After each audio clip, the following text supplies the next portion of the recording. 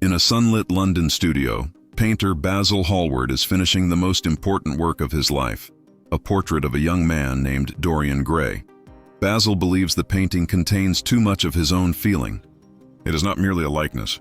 It reveals his fascination, admiration, and emotional dependence on the person he has painted. Dorian himself appears almost untouched by the world. He is young, wealthy, beautiful, and still capable of being shaped by whoever speaks to him with enough confidence.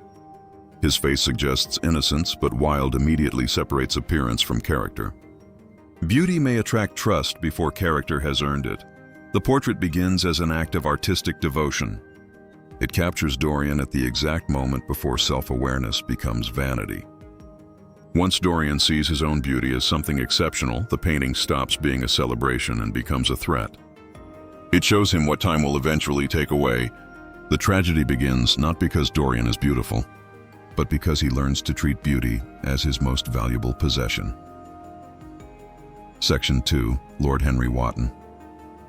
Basil's friend, Lord Henry Wotton, enters the studio and immediately becomes fascinated by Dorian. Lord Henry is charming, witty, confident, and skilled at turning dangerous ideas into elegant entertainment. He tells Dorian that youth is the only thing worth having. Beauty will fade, time will mark his face. Society will forgive almost anything except aging. Therefore, Dorian should experience everything while he still can. Lord Henry does not command Dorian to become cruel. He does something more subtle. He gives Dorian a philosophy that makes selfishness sound intelligent and restraint sound cowardly. Dorian listens because Lord Henry speaks with the authority of someone who appears to understand life. But Lord Henry treats ideas as games. Dorian treats them as instructions. This difference becomes central to the novel. The person who invents a seductive theory may walk away amused. The person who builds a life around it may be destroyed. Carnion 3. The Wish. When Dorian sees the completed portrait, he is overwhelmed by jealousy. The painted face will remain young while he grows old. In a moment of terror and vanity, he wishes the situation could be reversed. He wants the portrait to age while he remains physically unchanged. He declares that he would give anything, even his soul, for that exchange. The wish is not presented like a formal magical bargain. Wilde leaves the mechanism mysterious. What matters is that Dorian's desire is absolute. He wants beauty without time, pleasure without consequence, and life without visible evidence of moral damage. The portrait becomes the physical form of an impossible fantasy, the separation of appearance from responsibility. Dorian believes that if corruption cannot be seen, it may not truly matter. The rest of the novel proves the opposite. Section 4. Sibyl Vane. Dorian soon discovers Sibyl Vane, a young actress performing Shakespeare in a small, unfashionable theater. He becomes obsessed with her stage roles before he truly knows her as a person. To Dorian, Sibyl is not simply a woman. She is Juliet, Rosalind, Imogen, and every romantic character she performs. He loves her because she turns life into art. Sibyl, however, falls in love with Dorian as a real person. She calls him Prince Charming and imagines that love has awakened her from the artificial world of the stage. Their relationship exposes a deep problem in Dorian's character. He does not love Sibyl's humanity. He loves the experience she creates for him. She becomes another beautiful object through which he can feel extraordinary. Section 5. The Failed Performance. Dorian brings Basil and Lord Henry to see Sibyl perform. He expects them to witness the genius that has enchanted him. Instead, Sibyl acts terribly. Her voice is flat, her gestures empty, and the emotional power Dorian admired has disappeared. After the performance, Sibyl explains that real love has made theatrical love feel false. Before Dorian, the stage was her reality. Now that she knows genuine feeling, pretending seems meaningless. For Sibyl, this is a declaration of emotional awakening. For Dorian, it is a betrayal. He does not hear that she has chosen life over performance. He hears that she has destroyed the art he purchased through his attention. He responds with cold cruelty and tells her that without her acting, she is nothing to him. In that moment, Dorian reveals that his love depended entirely on aesthetic pleasure. Section 6. The First Change. Dorian returns home and notices something different in the portrait. The expression around the mouth has changed. It now carries a trace of cruelty. The transformation proves that the wish has somehow become real. Dorian's face remains innocent while the painting records what his actions have done to his character. At first, he is horrified. The portrait still functions as a conscience. It shows him a moral truth he cannot dismiss. Dorian decides that he will return to Sibyl, apologize, and repair the damage. For a brief moment, the painting appears capable of saving him. But this possibility depends on whether he sees guilt as a call to change or merely as an unpleasant feeling to escape. Section 7. Sibyl's death. Before Dorian can make amends, Lord Henry tells him that Sibyl has died by suicide. Dorian is shaken, but Lord Henry immediately reframes the tragedy. He describes it as beautiful, dramatic, and almost artistically perfect. Sibyl has died like a heroine in a play. This interpretation gives Dorian exactly what he needs: a way to avoid responsibility. Instead of seeing a human being destroyed partly by his cruelty, he begins to view her death as a remarkable experience in his own life. The portrait changes again, and Dorian understands that it will continue to carry the visible consequences of his choices. He makes the decision that defines his future. He will hide the painting rather than change himself. Section 8. The locked room. Dorian moves the portrait to a locked room at the top of his house. It is a place connected to childhood, memory, and secrecy. By hiding the painting, Dorian symbolically divides himself in two. The public Dorian remains young, charming, and socially desirable. The hidden Dorian carries every sign of corruption. The locked room becomes the true center of his life.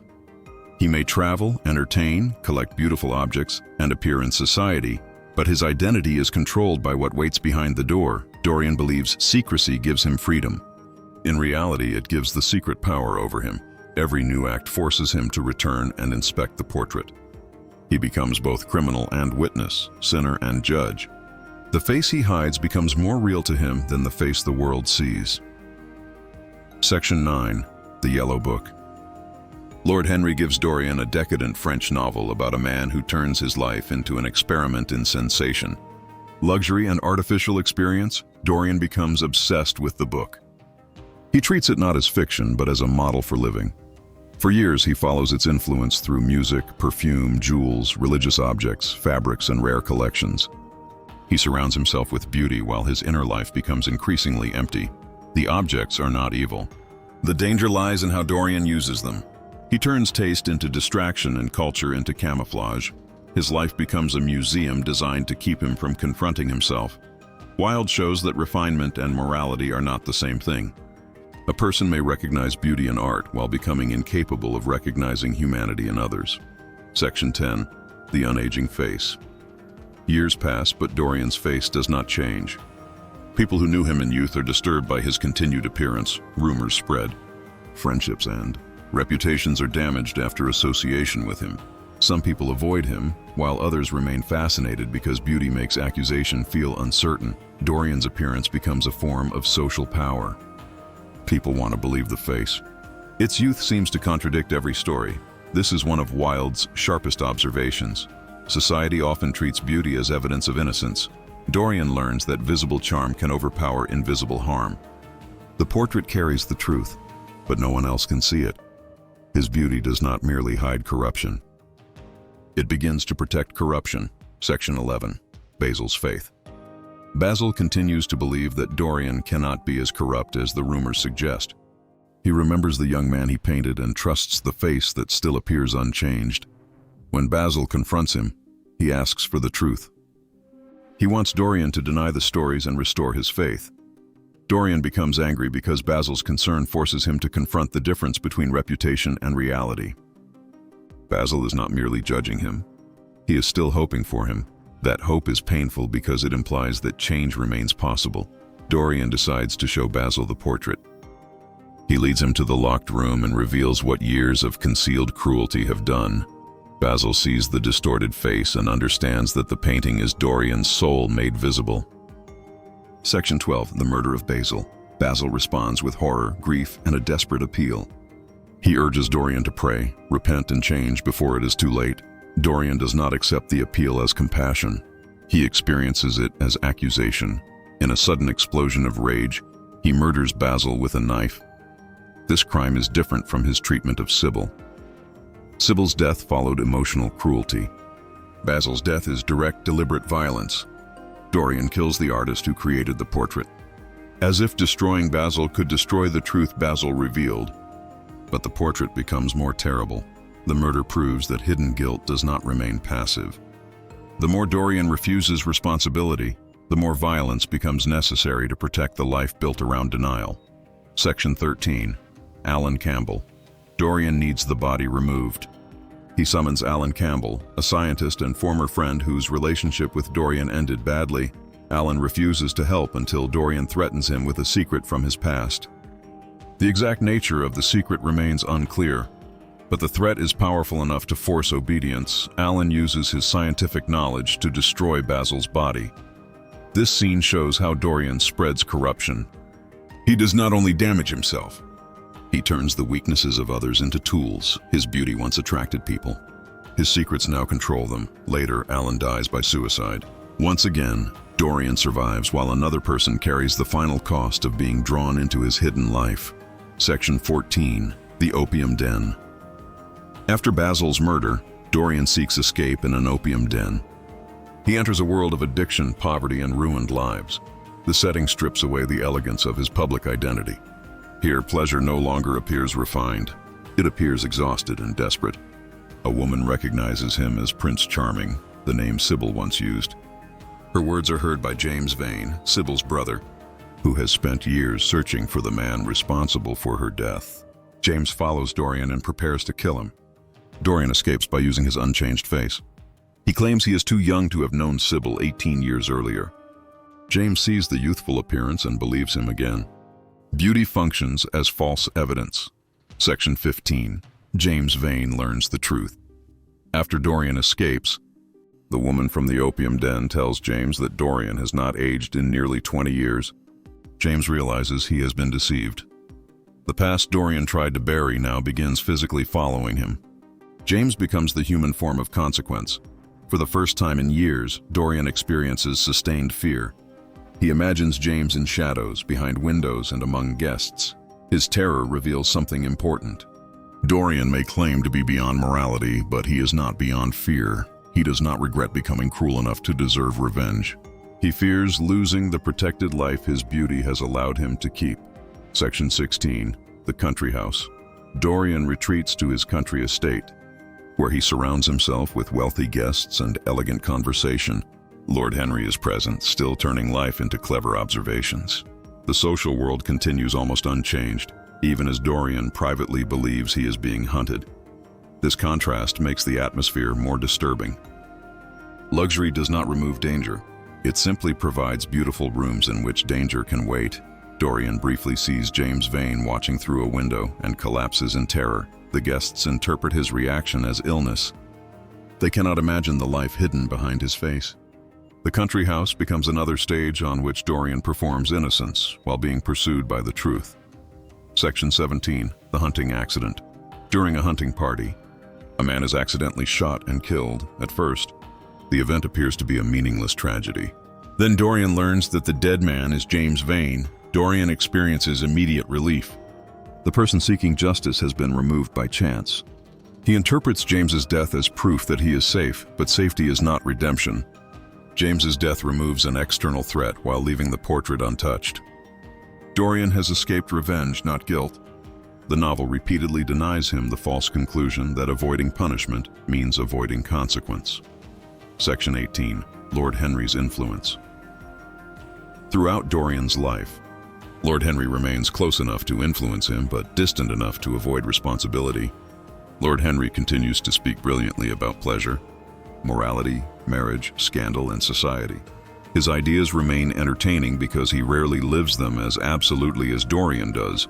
Dorian eventually becomes the real-world result of Lord Henry's philosophy, yet Lord Henry resists seeing him that way. He prefers paradox to consequence. Wilde does not allow Dorian to blame Lord Henry completely.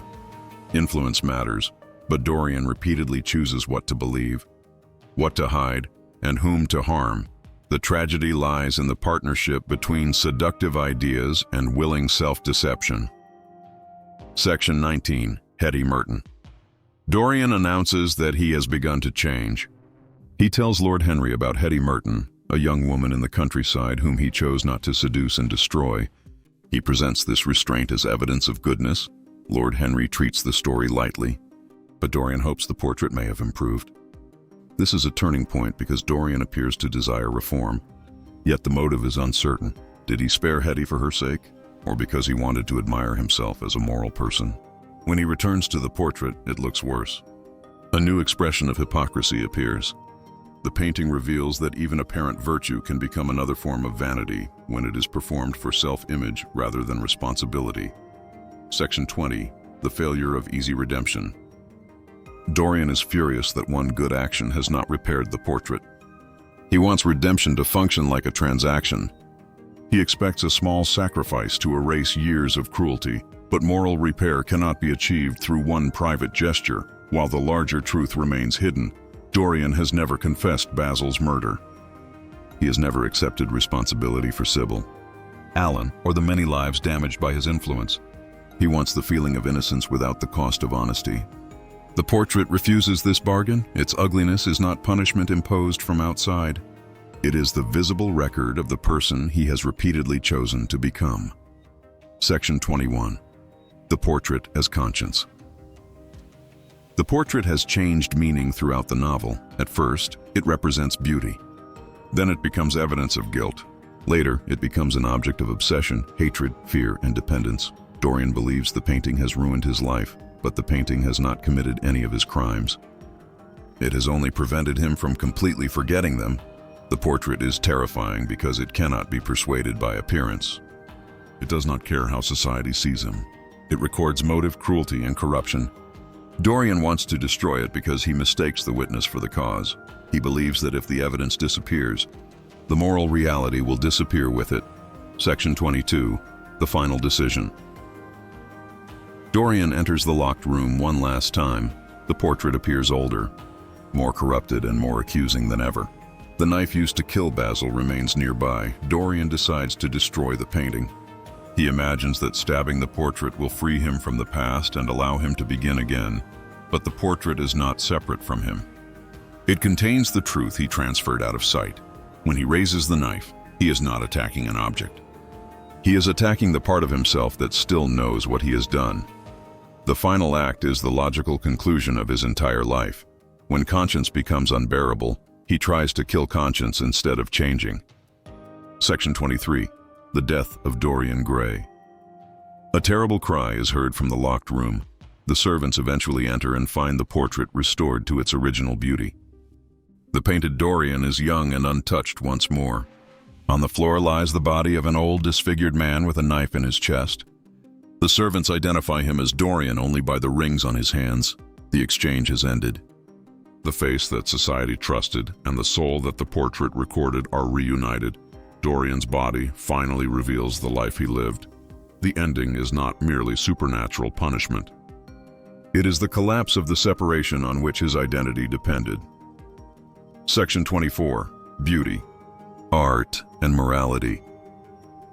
The Picture of Dorian Gray is often described as a novel about vanity, but its argument is more complex. Wilde does not claim that beauty is evil or that art must teach morality. The novel is filled with genuine love of beauty, language, style, theater, and painting. The danger begins when aesthetic value replaces human value. Dorian judges Sibyl by her performance, Basil's love by its inconvenience, and other people by the experiences they can provide. He becomes capable of admiring objects while treating human beings as disposable. The novel separates artistic beauty from moral goodness. A beautiful face may hide cruelty. An ugly portrait may tell the truth. Section 25. The final message. Dorian Gray believes his greatest problem is time. He fears wrinkles, age, and the loss of admiration. But time is not what destroys him. He is destroyed by the fantasy that consequences can be hidden without becoming stronger. Every time Dorian protects his appearance, he weakens his character. Every secret preserves his reputation while deepening his isolation. Every escape from accountability makes the next cruelty easier. The portrait does not corrupt Dorian. It gives him the opportunity to see corruption without being publicly exposed. He could have treated it as a warning instead. He treats it as a storage room for guilt. Oscar Wilde's final irony is that Dorian receives exactly what he asks for. His face remains young, his reputation survives for years, and the visible damage is carried elsewhere. Yet the hidden damage becomes his real life. The portrait is locked away, but Dorian is the prisoner. He spends years protecting an image that no longer represents him, while fearing the only image that does. In the end, he does not die because the portrait reveals his soul. He dies because he cannot tolerate the existence of a truth he cannot charm. Purchase, hide, or rewrite, Dorian's tragedy is not that he loses his beauty. It is that he mistakes beauty for innocence until there is nothing innocent left.